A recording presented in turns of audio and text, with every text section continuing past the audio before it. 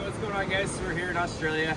We're on Bondi Beach. It's about an hour from the airport. We're staying in a hostel and for today and tomorrow until we'll pick up the van on Sunday. But anyways, we're just here. We kind of stay 2 of 34 days we have here in Australia, and we're just kind of getting our legs stretched from, I guess we had 36 hours travel.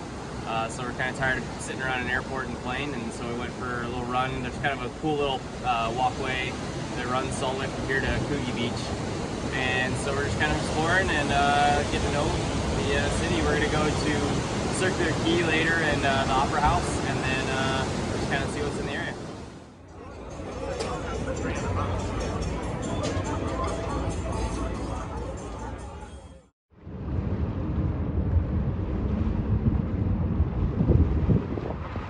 I know. I don't know what he's doing. What are you doing, bud? We took the ferry to Manly. I bought a surfboard. It's the first surfboard I've ever bought. I figured it was just cheaper to actually buy a surfboard and rather than trying to rent every single time and then sell at the end of the trip. But we caught a pretty cool sunset over the Sydney Harbor on the way here, and hopefully heading back we're gonna get to see the lights on the Sydney Opera House. So see what happens. Yeah, well, maybe 850 is gonna be. Well, we got the van today. We use a company called Camplify to basically like rent a person's van. It's kind of like Turo, but for van, I guess. So I know some people are probably wondering why we chose to do 2 massive road trips, this one and the Bronco, whenever fuel prices are crazy expensive. And the answer to that is, I don't know, obviously it's not ideal. We don't love paying super high for gas, but at the same time, there's never like a perfect time for everything. And if there's anything I've learned, you can't wait for the perfect time for everything to line up, because then you'll just never do it. So this is something, especially this Australia trip, Savannah's wanted to do since before COVID, so we've been wanting to make happen for a while. And this was the time we had, so we did it. So the lane on our left looks like a lane, right? It's got a little bike symbol, so maybe bikes can go there too, but there's also cars just randomly parked there. I don't know if that's a parking lane or I don't really get it, to be honest. But apparently you can park there and ride your bikes and maybe drive or maybe not. I don't know. And we were driving in it. For a little bit. We're out of it now. It's Stewie the Snake Catcher!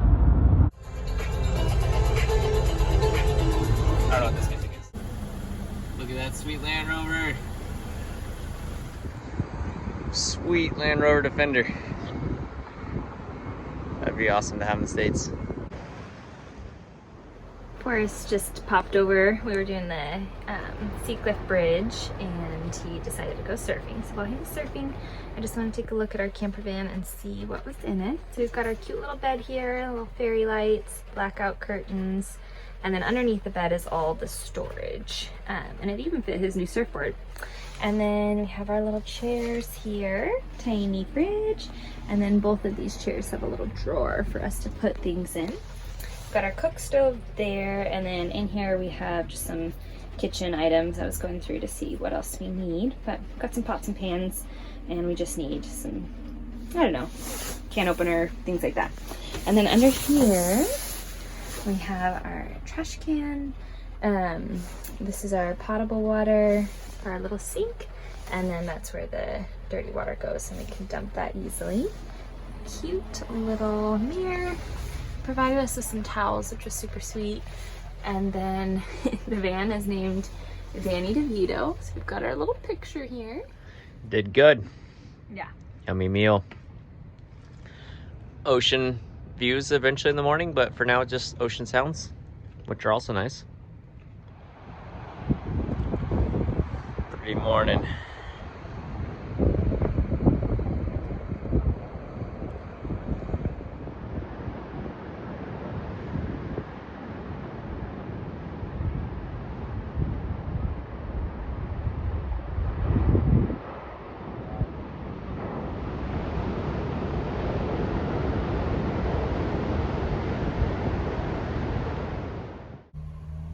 We started out on the Great Ocean Road. It was originally built in the 1920s by soldiers returning from World War I. Kind of served as a means of employment and purpose for those guys.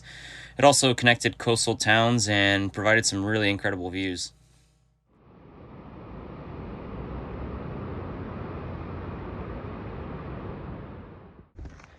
couldn't figure out what the like cross through the S meant. Savannah finally said no stopping. That makes sense. Yeah.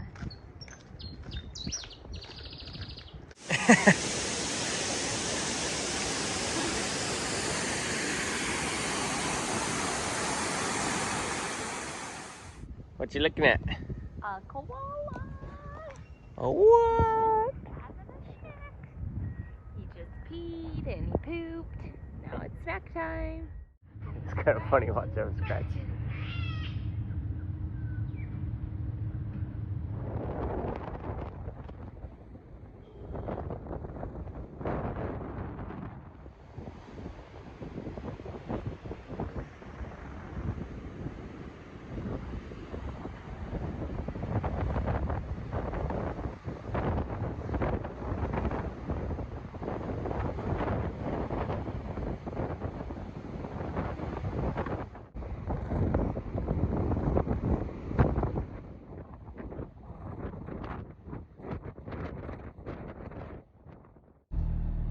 Kangaroos everywhere.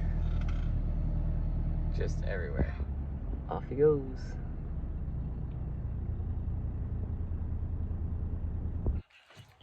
Yesterday we drove the Great Ocean Road, and today we're heading to Adelaide. We'll probably spend at least a day in Adelaide and then start heading into the Outback from there. What do you have to say this morning, Savannah? I'm gonna go see my koalas. Yeah? Yeah. Gonna go snuggle a koala? Yeah. We're going to the, what is it called? Cleveland Wildlife Sanctuary. To snuggle a koala.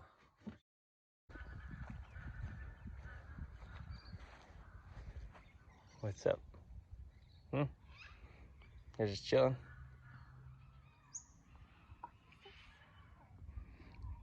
Look at their little feet. Mm-hmm.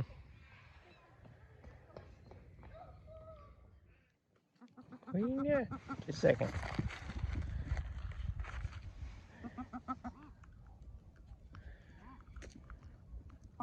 Hey, hey, hey, hey, hey. Drooling. Look at all that slobber.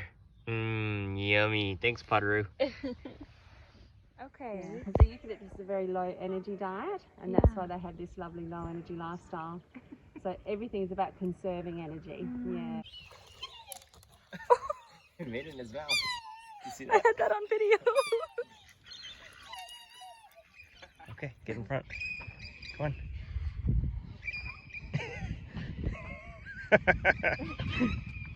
He's running away. He doesn't want your picture. Well, like a giant dingus I am, I just messed up this guy's poor van. I was trying so hard to be good to it, and I was watching that tree, making sure it wouldn't hit, looking at it in the video, and I didn't see this little tree that was like kind of perfectly right on the edge. I think I was like, I might have been blocking it in the mirror to where I could kind of see, like, I couldn't see this. I could see everything that side, but I couldn't see the tree.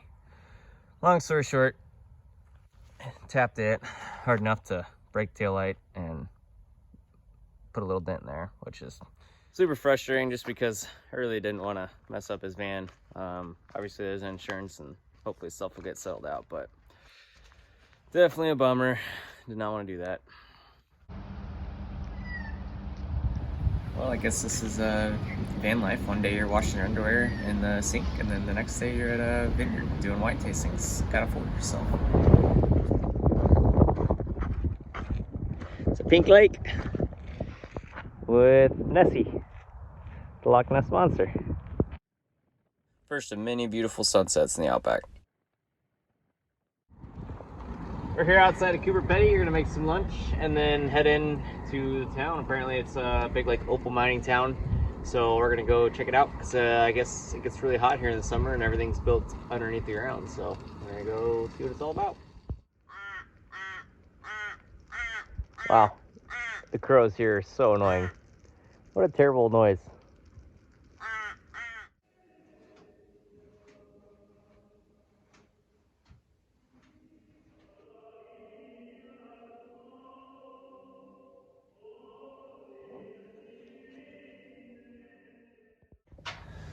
Temperature outside, ooh, underground. At one point in time, Cooper Petty was the #1 opal producer in the world. I think since then they've been surpassed, but we explored a opal mine museum in town. They had kind of a neat showcase of how people live underground, because I think right now they're saying at least 50% of the people in the town still live underground to escape the heat.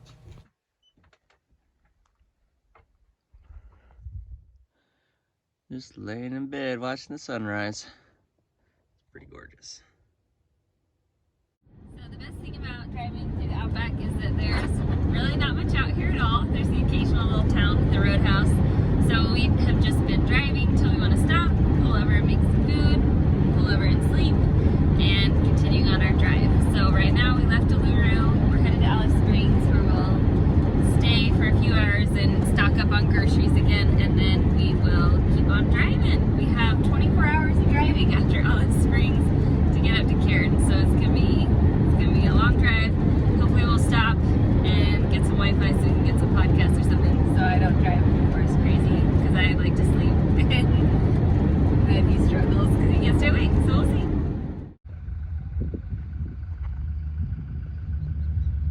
These are some of the trucks that are driving on the highway. We call them road trains. See how long they are. It's pretty insane. I like how it says Todd River, usually dry. Charles River, usually dry.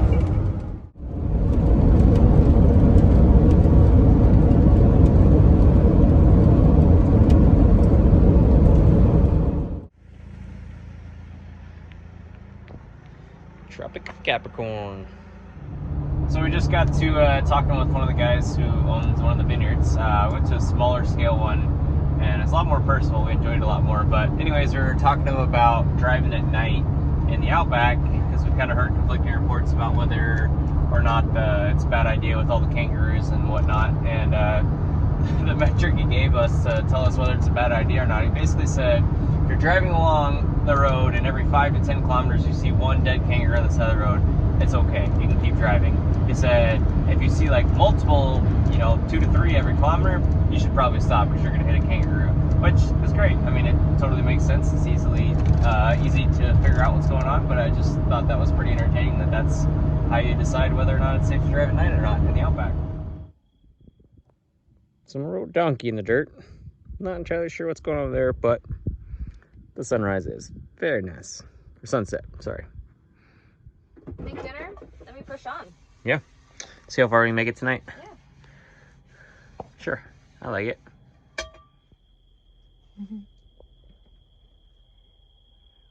Quite nice. Minus all the bugs getting in, but otherwise quite nice.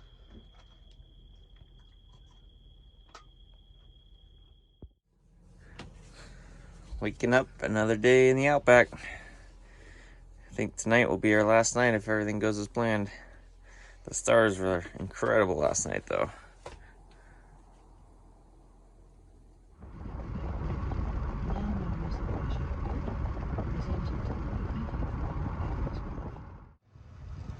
Luckily we aren't empty, but it's probably gonna be the most expensive fill up on the trip. Be just shy of $9 a gallon.